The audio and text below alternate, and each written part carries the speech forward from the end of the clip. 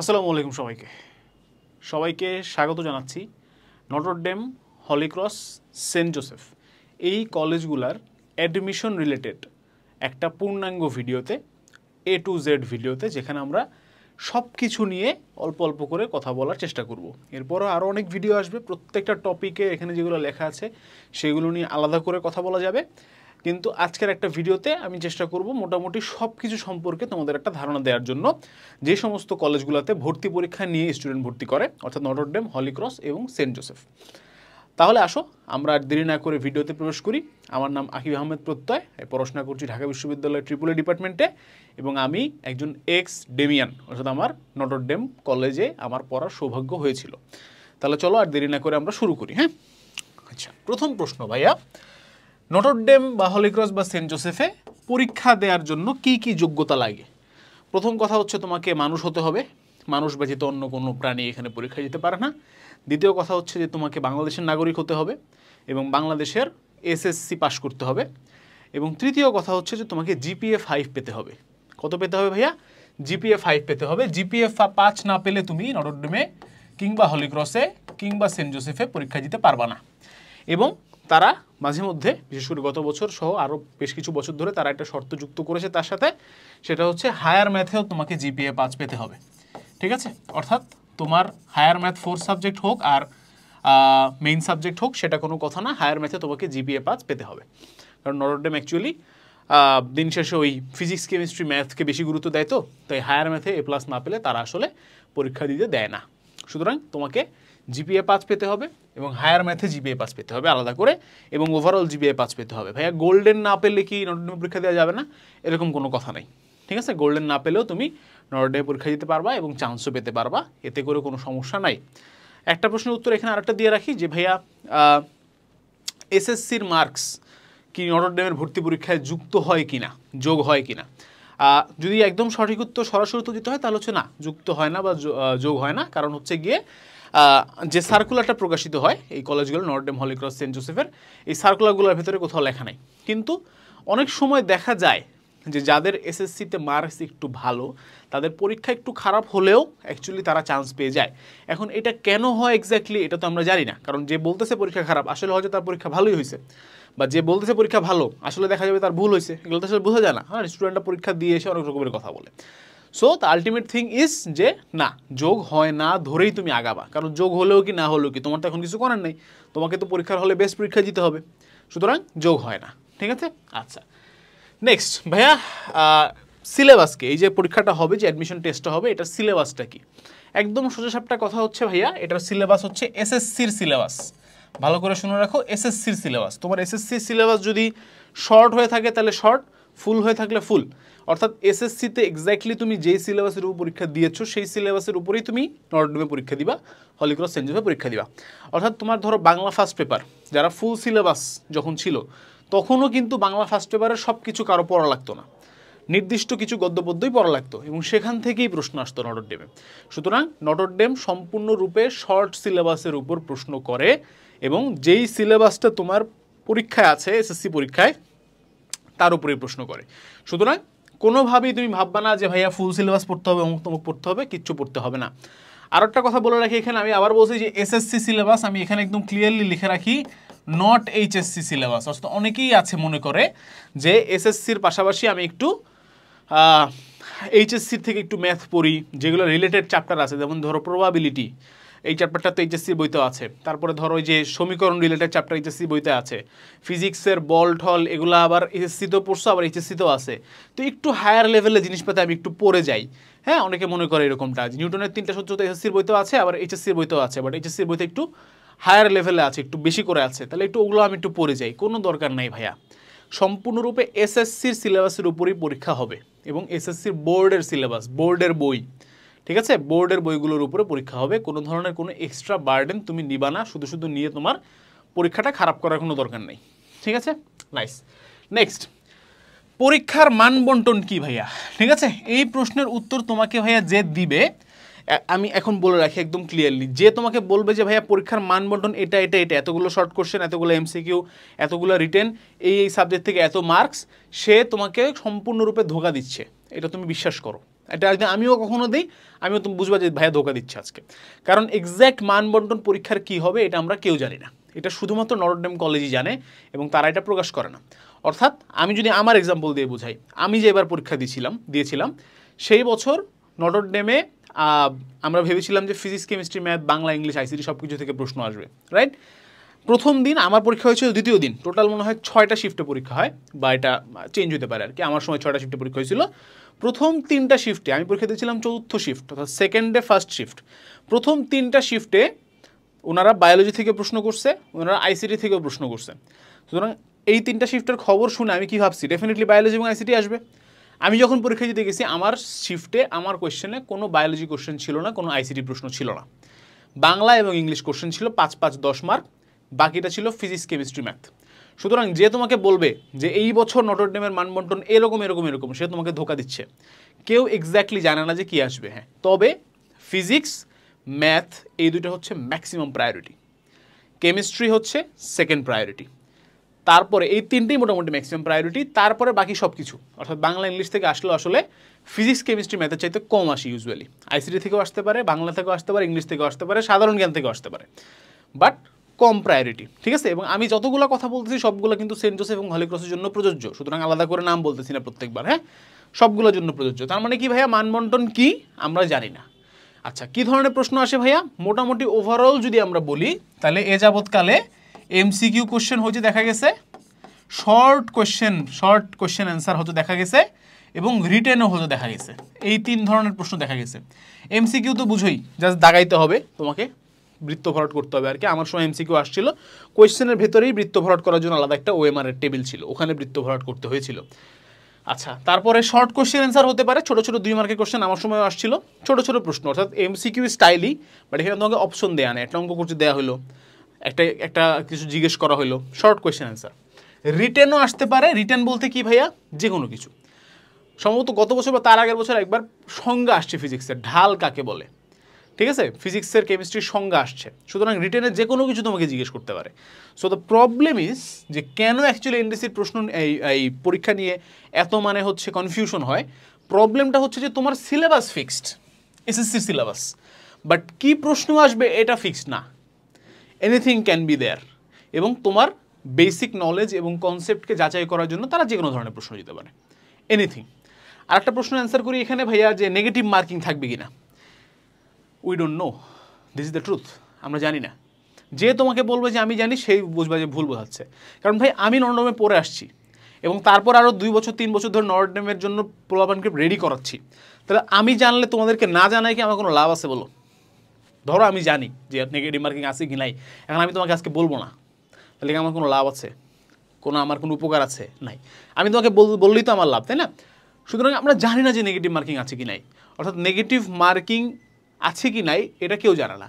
একটা জিনিস হতে পারে যে তোমার কোয়েশ্চেনের উপর যদি লেখা থাকে নেগেটিভ মার্কিং আছে, তাহলে নেগেটিভ মার্কিং আছে। যদি লেখা না থাকে তাহলে খুব সম্ভবত নেগেটিভ মার্কিং নাই। বাট তারপর আমি পার্সোনালি অ্যাজ এ বড় ভাই তোমাকে সাজেস্ট করবো, ভাই তুমি আন্দাজে দাগাবা না, তুমি যেগুলো পারো এমসিকিউ সেগুলোই দাগাবা। তো খুব সম্ভবত যদি লেখা না থাকে কোয়েশ্চেনটা নিবা, দেখবা লেখা আছে কিনা নেগেটিভ মার্কিংয়ের কথা। লেখা না থাকে তো আমার নেগেটিভ মার্কিং নাই, বাট তারপর আমি সাজেস্ট করবো আন্দাজে না দাগাইতে। বোঝা গেছে? এটাই সত্য কথা। আচ্ছা, নেক্সট, কোন কোন সাবজেক্টের পরীক্ষা হয় ভাইয়া?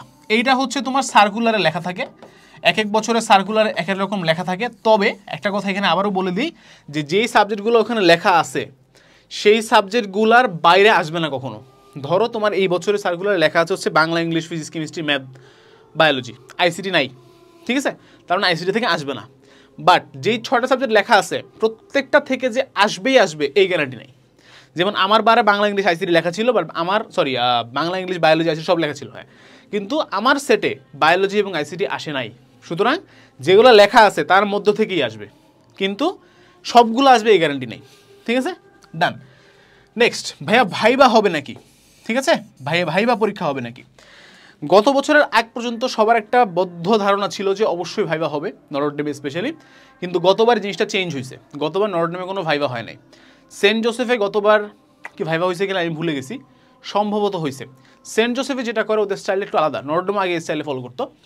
রিটেন পরীক্ষা দেওয়ার জন্য তুমি ঢুকবা, তুমি 1 ঘন্টা রিটেন পরীক্ষা দেবা, দেওয়ার পরে তুমি খাতাগুলো জমা দিবা, তুমি বসে থাকবা। এরপরে একজন করে তোমাকে বাইরে ডাকা হবে, তুমি ওখানে বসে ভাইবা দিবা, ভাইবা শেষ তুমি বাসা চলে যাবা, একবারে রিটেন এবং ভাইবা। এটা আমার সময় সেন্ট জোসেফে হয়েছে। বাট নটর ডেম কয়েক বছর আগ পর্যন্ত যেটা করতো সেটা হচ্ছে প্রথমে রিটেন পরীক্ষা হইতো, সেখান থেকে কিছু সংখ্যক স্টুডেন্ট সিলেক্ট করতো, তাদেরকে ভাইবার জন্য আলাদা একদিন ডাকতো ডিফারেন্ট ডেতে, সেই দিন তোমাকে ভাইবা দিতে যাইতে হইতো এবং তারপরে ভাইবা হয়ে যেত। হলি ক্রসেও একই সাথে ভাইবা নেয় অনেক সময়, আবার আলাদা করেও নেয়। তো এই বছর কী হবে এটা সার্কুলার দিলে বোঝা যাবে, অনেক সময় সার্কুলার দিলেও কনফিউশন থাকে। বাট ওভারঅল তোমাকে ভাইবার জন্য এবং রিটেনের জন্য প্রস্তুতি নিতে হবে। রিটেনের প্রস্তুতির কথা তখন বললাম, ভাইবার জন্য কি প্রস্তুতি নিব ভাইয়া? খুবই সিম্পল, কোনো প্রস্তুতি নিবা না। কারণ ভাইবার জন্য তুমি যতই পড়াশোনা করো না কেন, তুমি আসলে এটা কোনো গ্যারান্টি নেই। ঠিক আছে, এটা আমার গল্প আরেকদিন তোমাদের সাথে শেয়ার করবো যে আমি হচ্ছে ভাইভাতে কিছুই পারিনি, তেমন কিছুই পাইনি। আমাকে 6টা কোশ্চেন ধরছে, আমি তার মধ্যে 4টা পারি নাই, 2টা অ্যান্সার পারছি জাস্ট। আমাকে 4টা ধরছে হচ্ছে জিকে কোশ্চেন, সাধারণ জ্ঞান রিলেটেড কোশ্চেন, 2টা ধরছে হচ্ছে ইংলিশের সিনোনিম অ্যান্টোনিম, এই 2টা আমি খালি পারছি কারণ আমি ইংলিশ ভার্সনে ছিলাম, ন্যাচারালি পারছি। বাকি 4টা আমি কিচ্ছু পারি নাই, but I was confident. So আমার হয়ে গেছে। সো ভাইভাতে অ্যাকচুয়ালি তোমাকে দেখে যে তুমি যে আসছো তুমি স্টুডেন্ট সুলভ আচরণ কিনা তোমার, এবং তোমাকে দেখে নটর ডেমের স্টুডেন্ট বা হলি ক্রসের স্টুডেন্ট মনে হয় কিনা, তুমি ডিসিপ্লিন কিনা, তোমার আচার আচরণ ভদ্র কিনা, এবং তুমি যখন কোয়েশ্চেন পারতেছো না তুমি তখন কীভাবে রিয়্যাক্ট করতেছো, এই জিনিসগুলো দেখা হয় হচ্ছে ভাইভাতে। সুতরাং ভাইবার জন্য আমরা আগে থেকে মানসিকভাবে প্রস্তুতি রাখবো। ভাইবা হতেও পারে, নাও হতে পারে। ঠিক আছে, হ্যাঁ আমি জানি প্রত্যেকটা অ্যান্সার তোমার মনে হয়তো কনফিউশন বাড়াই দিচ্ছে, but these are the truths. আমি যদি তোমাকে আজকে বলি যে ভাইবা হবেই, তারপর যদি না হয় তুমি আমাকে গালি দিবা। সুতরাং আমি বলবো না ভাই আমি জানি না, বাট তোমাকে কী করতে হবে সেটা আমি জানি, তোমাকে প্রস্তুতি নিতে হবে আগে থেকে। ঠিক আছে, ওকে নেক্সট। কোন গাইড পড়তে হবে ভাইয়া? এইটা মানে মোস্ট কমন প্রশ্ন। ভাইয়া নটর ডেমের জন্য কোন গাইড, কোন বই পড়তে হবে প্লিজ বলেন। ট্রাস্ট মি অন দিস, দুনিয়ার কোনো গাইড নটর ডেমের ভর্তি পরীক্ষার জন্য এনাফ না। যেই গাইড বিক্রেতা, যেই বই বিক্রেতা, ধরো হ্যাঁ আমিও বই লিখতে পারি হয়তো 1 বছর পরে, আমার এই বছরও লেখার ইচ্ছা ছিল, বাট ওইটা এনাফ না। ঠিক আছে, আমি যদি আজকে বই লিখি, বইটা নিয়ে যদি আমি দাঁড়াই, তারপর আমি বলবো যে this book is not enough, কোনো গ্যারান্টি নাই যে এটা পড়লে তুমি নটর ডেমে চান্স পাবা। বাট হ্যাঁ আমি লিখছি, অনেকে লেখে, ভাইয়ারা স্টুডেন্টরা টিচাররা লেখে, that's fine, that's a different topic. লেখে, সেল করে, মানুষ কিনে উপকৃত হয়, that's a different topic. But ওই বই পড়লে, অমুক বই পড়লে নটর ডেমে কলেজে, হলি ক্রসে, সেন্ট জোসেফের চান্স নিশ্চিত, এটা কেউ বলতে পারবে না। কারণ কোন ধরনের কোয়েশ্চেন করবা তুমি? আমি তোমাকে বলছি যে এই 3 ধরনের প্রশ্ন হয়েছে এই যাবৎকালে। এখন এবছর যদি একটা ডিফারেন্ট টাইপের কিছু হয়, তোমার কিছু করার আছে, আমার কিছু করার আছে, নাই? কারণ দিস ইজ দ্য, আমি বলবো fun of Notre Dame admission, it's not typical. এবং সেই কারণেই কিন্তু মানে নটর ডেমে চান্স পাওয়াটা it's different. BUET, Dhaka varsity মেডিকেলে চান্স পাওয়া ইজ ডিফারেন্ট, নটর ডেমে চান্স পাওয়া ইজ ডিফারেন্ট। অনেক টপার নটর ডেমে চান্স পায় না, কারণ কোনো ফিক্সড সেট অফ গাইডলাইন নাই যে এইভাবেই কোশ্চেন আসবে, এই টাইপেরই প্রশ্ন আসবে, এরগুলো মুখস্থ করে গেলে, এই 100টা 200টা 1000টা জিনিস মুখস্থ করে গেলে তুমি পাস করবা, নটর ডেমে চান্স পাবা। There is no fixed guarantee. That's why it's fun, that's why it's different, that's why অনেক মানুষ যাদেরকে টিপিক্যালি ধরা হয় হচ্ছে mid level student, average student, তারা আরামসে নটর ডেমে চান্স পাওয়া যায়। যাদেরকে টিপিক্যালি ধরা হয় যে টপার, তারা নটর ডেমে চান্স পায় না। This is the fun of Notre Dame exam, Notre Dame admission test. Okay, আচ্ছা, সো কোয়েশ্চেন হচ্ছে কোন গাইড পড়তে হবে? ভাই কোনো গাইড পড়বা না, তুমি শুধু এসএসসির বোর্ড বই পড়বা। ঠিক আছে, এখন এইখানে না একটা জিনিস হয়, কি হয় জানো? যারা নটর ডেমে চান্স পায় নাই, তুমি তাদের সাথে একটু কথা বলবা ইফ পসিবল। যারা পাইছে তাদের সাথে বলবা। যারা পাইছে তারা বলবে যে হ্যাঁ এসএসসির বোর্ড বই ইজ এনাফ, যেমন আমি বলতেছি। যারা পায় নাই তারা বলবে যে না না না, এসএসসির বোর্ড বই এনাফ না। কেন ভাইয়া? কারণ আমি ও বলবে আর কি যে আমি পরীক্ষার হলে বসে এরকম একটা কোশ্চেন ফেস করছি যেটা এসএসসির বইয়ে কোথাও ছিল না। এই কথাটা তারা বলবে, দেখবা মিলাই নিও তুমি, এবং আমি এটা দেখছি। তারা বলবে যে ভাই সব কিছু এসএসসি থেকে আসে এরকম কোনো গ্যারান্টি নেই। আমার ব্যাচের স্টুডেন্ট গত বছর আমার ব্যাচ থেকে টোটাল 500 জন চান্স পাইছে, Notre Dame, Holy Cross, Saint Joseph মিলায়া, total 3টা মিলায়া। কিছু হয়তো রিপিট আছে, কত সত্য, বাট টোটাল 500 জন চান্স পাইছে। তার মধ্যে যারা চান্স পায় নাই, অনেকে সবাই তো পায় নাই, অফকোর্স সবাই পায় তো হয়েছিল, সবাই তো পায় নাই। আমি তারপরে কোর্স রিভিউ নিয়েছি সবার থেকে, সবারকে ফর্ম ফিল আপ করতে বলছি। যারা চান্স পায় না এর মধ্যে একজন লিখছে যে ভাই আপনি পুরা কোর্স জুড়ে বলছেন এসএসসির বোর্ড বই থেকে কিচ্ছু আসে না, সরি বা বোর্ড বইয়ের বাইরে কিচ্ছু আসে না, বাট আমি পরীক্ষার হলে বসে ফেস করছি এরকম কোশ্চেন। বাট যারা চান্স পাইছে ওদেরকে আমি জিজ্ঞেস করছি এরপরে আবার, আচ্ছা তুমি তো পরীক্ষা, তুমি চান্স পাইছো Notre Dame group 1, group 4, group 5 whatever, তুমি চান্স পাইছো ভাইয়া, তুমি বলো তো এসএসসি বোর্ড বইয়ের বাইরে থেকে একটা কোশ্চেন আসছিল কি? বলছে না ভাই, সবগুলা বেসিক কনসেপ্ট দিয়ে সলভ করা যাইতো। সুতরাং ও কেন এই কথা বলছে? মিথ্যা কথা বলতেছে না, ওর কনসেপ্টে, ওর বেসিক নলেজে ঘাটতি ছিল দেখে ও ওই মুহূর্তে ওটা বুঝে নাই যে এটা যে বই থেকে আসছে। বুঝছো? That's the fact. অর্থাৎ বই থেকেই আসবে, বাট তুমি ধরতে পারবা না। তুমি যখন ধরতে পারবে না তখন তোমার মনে হবে হ্যাঁ এটা তো বইয়ে নাই, বইয়ে আছে। এরকম হয় না বলো? টেস্ট পেপার দেখে মনে হয় না, কোশ্চেন দেখে মনে হয় না এত বই নেই, বাট বই আছে, তুমি দেখো না, তুমি বুঝো নাই, তুমি ওই কনসেপ্টের ডেপথে যাইতেই পারো নাই, বুঝা গেছে? সুতরাং কী পড়বো ভাই, জাস্ট এসএসসি বোর্ড বই পড়বো, আর একটা অক্ষরও কোথাও বাইরে থেকে পড়বো না, গ্যারান্টিড। বাট প্রত্যেকটা চ্যাপ্টারের আলাদা আলাদা করে আবার, মানে প্রত্যেকটা সাবজেক্ট, সরি চ্যাপ্টার না, সাবজেক্ট আলাদা করে কিছু কিছু অধ্যায় আছে যেগুলোকে বেশি ইম্পর্টেন্স দিতে হয়, কম ইম্পর্টেন্স দিতে হয়। এত কথা বললে তো ভিডিও অনেক লম্বা হয়ে যাবে। সুতরাং কোন গাইড পড়তে হবে ভাই, কোনো ফিক্সড গাইড নেই, ঠিক আছে? ডান। ওকে, নেক্সট 7, কীভাবে প্রিপারেশন নিব? প্রিপারেশন নেয়ার অনেকগুলা লেয়ার আছে ভাই। তোমাকে সাবজেক্ট ওয়াইজ প্রিপারেশন নিতে হবে, তোমাকে ভাইবার জন্য প্রিপারেশন নিতে হবে, কিছুটা জেনারেল নলেজের জন্য প্রিপারেশন নিতে হবে, এবং বোর্ড বই থেকেই তো প্রিপারেশন নিবা, বাট প্রিপারেশন নেওয়ার কিছু ধাঁচ আলাদা আছে। এসএসসির জন্য যেভাবে প্রিপারেশন নিয়ে তুমি গোল্ডেন প্লাস পাইছো, সেম প্রিপারেশন হয়তো নটরডেমে তুমি চান্স নাও পাইতে পারো, প্রিপারেশনটা একটু ডিফারেন্ট। তো আমি একটা কোর্স লঞ্চ করছি এবছরও, যেখানে আমি তোমাকে কিচ্ছু পড়াবো না। ভাই মজা নিচ্ছেন, কিচ্ছু পড়াবেন না, তাহলে কোর্স কেন লঞ্চ করছেন? কিচ্ছু পড়াবো না, ট্রাস্ট মি অন দিস। কারণ কোর্সটার নাম হচ্ছে গাইডলাইন কোর্স, খেয়াল করে দেখো, not Notre Dame college admission course না, কলেজ অ্যাডমিশন গাইডলাইন কোর্স। পড়বা তুমি, কারণ তোমার কাছে সব রিসোর্স আছে। ভাইয়া সব রিসোর্স কীভাবে আছে আমার কাছে? তোমার কাছে বোর্ড বইগুলো আছে, সব রিসোর্স আছে তাহলে তোমার কাছে, ট্রাস্ট মি অন দিস। পড়বা তুমি, গাইডলাইন দিব আমি, 8 ঘন্টা প্লাস গাইডলাইন আছে। Physics, chemistry, math, biology, ICT viva preparation নেওয়ার জন্য আলাদা আলাদা লেকচার আছে, 9টার মতো লেকচার আছে, ঠিক আছে? আলাদা আলাদা করে সবগুলো সাবজেক্ট ওয়াইজ ব্যাখ্যা করছি আমি, যে এই সাবজেক্ট থেকে এই পড়বা, এই সাবজেক্ট থেকে এই পড়বা, এটা পড়বা না, এটা দরকার নেই, এটা বেশি ইম্পর্টেন্ট, এটা থেকে প্রত্যেকবার কোশ্চেন আসে, এরকম চ্যাপ্টার ওয়াইজ ব্যাখ্যা করছি। 10 সেট ডেমো এক্সামের ব্যবস্থা আছে, 10 সেট। অর্থাৎ নটরডেমের এখন ভাই ডেমো এক্সাম পাইলেন কোত্থেকে? আপনি তো বললেন যে আপনারা জানেনই না যে পরীক্ষার মানবন্টন কেমন হবে। মূলত আমরা যেহেতু অনলাইনে আমরা এমসিকিউ পরীক্ষা নিছি, বাট এমসিকিউ পরীক্ষা নেওয়ার একটা সুবিধা আছে টাইমের মধ্যে, এবং একটু ক্রিটিক্যাল থিঙ্কিংওয়ালা কোয়েশ্চেনগুলো ওখানে আমি দিছি, যাতে করে তোমার ওই শর্ট টাইমের ভিতরে কীভাবে ক্রিটিক্যাল থিঙ্কিং করতে পারবা সেই অ্যাবিলিটিটা ইম্প্রুভ হয়, ঠিক আছে? এবং এটা আমি বলি যে শেষের দিকে দিতে আর কি, 10 সেট এক্সাম শেষের দিকে গিয়ে দাও, কারণ এটা তোমার একদম ফাইনাল একটা প্রিপারেশন লেভেলে গিয়ে আর কি কাজ করবে, নট লাইক যে একদম শুরু থেকে এক্সাম দিয়ে গেলাম, তো দরকার নেই, ঠিক আছে? এবং মোস্ট ইম্পর্টেন্ট যেটা সেটা হচ্ছে মক ভাইভার ডেমো ভিডিও। ভাই গত বছর তো ভাইভাই হয় নাই, বাট এবছর তো হইতে পারে, you never know. That's why আমরা এখানে মক ভাইভা নিব, এটা এবছর আলাদা করে শ্যুট করা হবে, এবং 3টা মক ভাইভা থাকবে অ্যাটলিস্ট, আশা করি আরও বেশি। এবং মক ভাইভাগুলোতে ভাইভার মানে যারা ভাইভা দিবে, আমি ভাইভা নিব, আর ভাইভা দিবে যারা, তারা হচ্ছে রাইট নাও নটরডেমে পড়তেছে, সুতরাং বুঝতে পারতেছো তাদের অ্যান্সারগুলো মোটামুটি কারেক্ট হবে, এবং ওই লেভেলে হবে যেরকমভাবে অ্যান্সার দেওয়া উচিত। ওকে, আচ্ছা, সো এই হচ্ছে আমার কোর্স কন্টেন্ট। আমার কোর্স করলেই নটরডেমে চান্স দিতে, এই কথা আমি বলবো না, বাট আমি তোমাকে একজন বড় ভাইয়ের মতো গাইডলাইন দিব। আচ্ছা, এখানে একটা কথা লেখা মিসিং হয়েছে, সেটা হচ্ছে আমাদের একটা ডেডিকেটেড ফেসবুক গ্রুপ, ঠিক আছে? ডেডিকেটেড ফেসবুক গ্রুপ আছে, থাকবে আর কি। এই ফেসবুক গ্রুপে তুমি তোমার যত সমস্যা, পুরো নটরডেম এই অ্যাডমিশন পিরিয়ডটা, অ্যাডমিশন সিজনটা না কনফিউশনের সিজন, প্রতিদিন তোমার মনে নতুন নতুন প্রশ্ন উদয় হবে, সেই প্রশ্নগুলো সলভ করার জন্য আমি একা আছি ভাই, একা এনাফ ইনশাল্লাহ।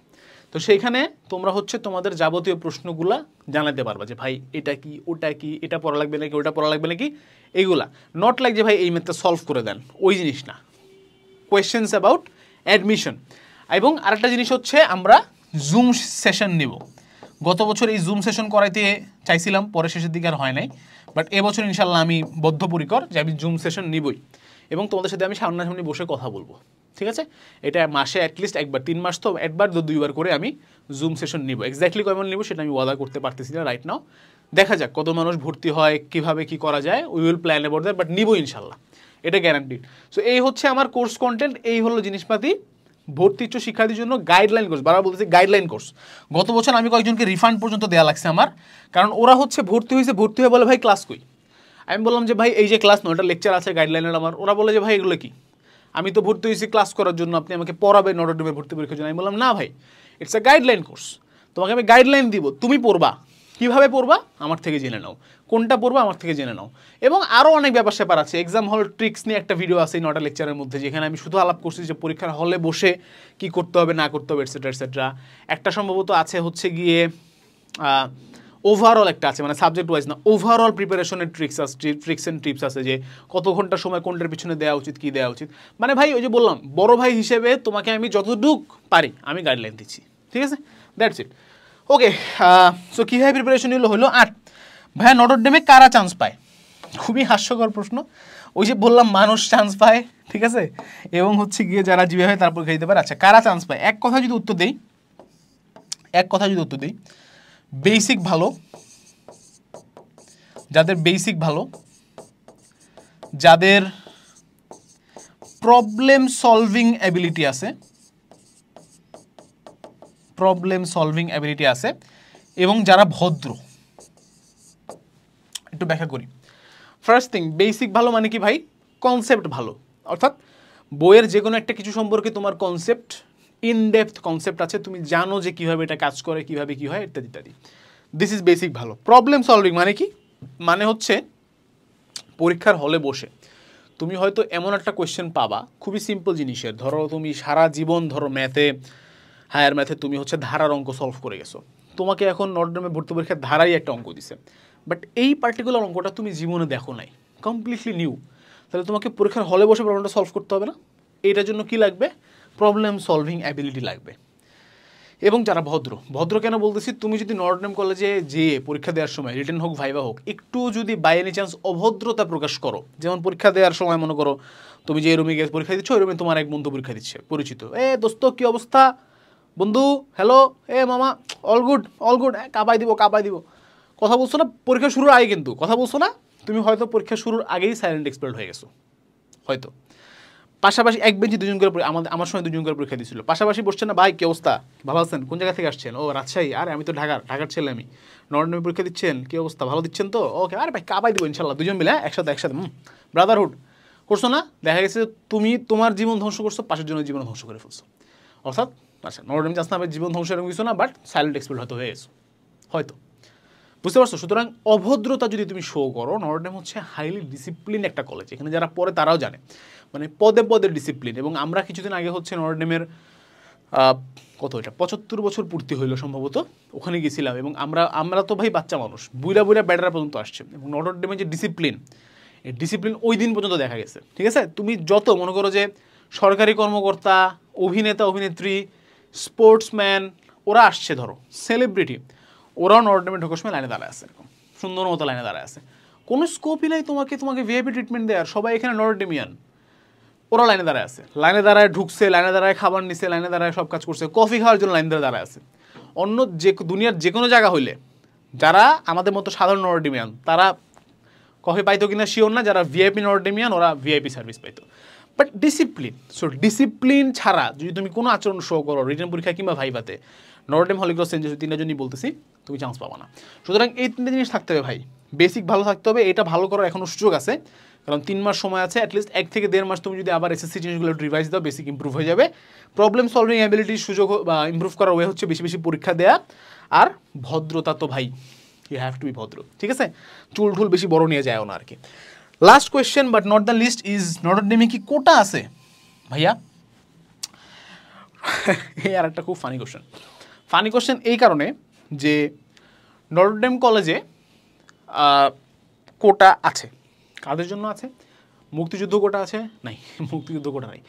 কোটা আছে হচ্ছে এইটা যদিও এক্স্যাক্টলি তোমার সার্কুলার যদি তুমি পড়ো সেখানে নাই, সেখানে তুমি পাবা না, বাট নটরডেম কলেজে উপজাতি বা আদিবাসী যারা আছে, অর্থাৎ যারা হিল ট্র্যাক্টসের মানুষ, এই উপজাতি কোটা আছে একটা, যারা আদিবাসী তারা হচ্ছে গিয়ে আলাদা একটা কোটা হোল্ড করে নটরডেমে। একটা জেলা কোটা আছে কি না এক্স্যাক্টলি কেউ জানে না, বাট আমরা যতদূর বুঝি এবং জানি যে আছে, জেলা কোটা আছে একটা। আচ্ছা, এবং যেহেতু ভাইবা হয় নাই গত বছর, আই ডোন্ট নো এটা কীভাবে ডিসাইড হয়েছে, নটরডেমে ইম্পর্টেন্স দেওয়া হয় হচ্ছে 2 ধরনের মানুষকে। এক, যারা প্রত্যন্ত অঞ্চল থেকেও উঠে এসে নটরডেমে একটা ভালো রেজাল্ট হোল্ড করছে রিটেন পরীক্ষাতে, তাদেরকে। 2, যাদের এক্সট্রা কারিকুলার অ্যাক্টিভিটি, অর্থাৎ আবৃত্তি, গান, নাটক, হামদনাথ, তারপরে হচ্ছে নাচ, বক্তৃতা ইত্যাদি ইত্যাদি এক্সট্রা কারিকুলার অ্যাক্টিভিটিজ আছে, তাদেরকে বেশি ইম্পর্টেন্স দেওয়া হয়। বাট গত বছর ভাই হয় নাই, সো কেউ কারো এক্সট্রা কারিকুলার অ্যাক্টিভিটি শো করতে পারে নাই, সুতরাং কমপ্লিটলি রিটেন পরীক্ষার উপরে বেস করা হয়েছে। বাট সেন্ট জোসেফ, হলি ক্রসে কিন্তু ভাইভা আছে, ওইগুলোতে কিন্তু মানে ভাইভা হতে পারে, আছে বলা ভুল আর কি, হতে পারে। সুতরাং ওগুলাতে কিন্তু হতে পারে, মানে দিতেই পারে। ওকে, সো কোটা আছে কি না, আছে, কোটা আছে, বাট ইটস নট লাইক যে কোটাতে অনেক ব্যাপক পরিমাণে সিট খায় দেয় এমন কিছু না, কোটা আছে, ঠিক আছে। অর্থাৎ তুমি যদি একজন স্ট্রাগলিং পার্সন হও, বা তুমি যদি পড়ালেখার পাশাপাশি আরও অনেক কিছু দক্ষ হও, তোমার জন্য হয়তো মোটামুটি কিছুটা ইজি। বাট তার মানে কি ভাই এক্সট্রা কারিকুলার অ্যাক্টিভিটি আমার নাই, আমি কি এখন ফেক সার্টিফিকেট বানাবো? নট অ্যাট অল ভাই, কোনো দরকার নেই, ঠিক আছে। ফেক সার্টিফিকেট বানানোর কোনো দরকার নাই। So that's all. আসলে একটা ছোটো গাইডলাইন ভিডিওতে অ্যাকচুয়ালি সব কিছু কভার করা পসিবল না, বাট আমি সব কিছুরই অল্প অল্প করে কভার করার চেষ্টা করছি।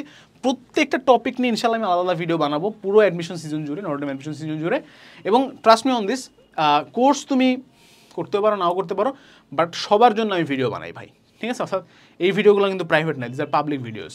প্রাইভেট ভিডিওসে তো আরও ইনডেপথ আমি কথা বলার চেষ্টা করি, আর স্পেসিফিক জিনিস নিয়ে কথা বলার চেষ্টা করি, বাট পাবলিক ভিডিওসে আমি যতদূর পারি, যতভাবে পারি আমি মানুষকে হেল্প করার চেষ্টা করি।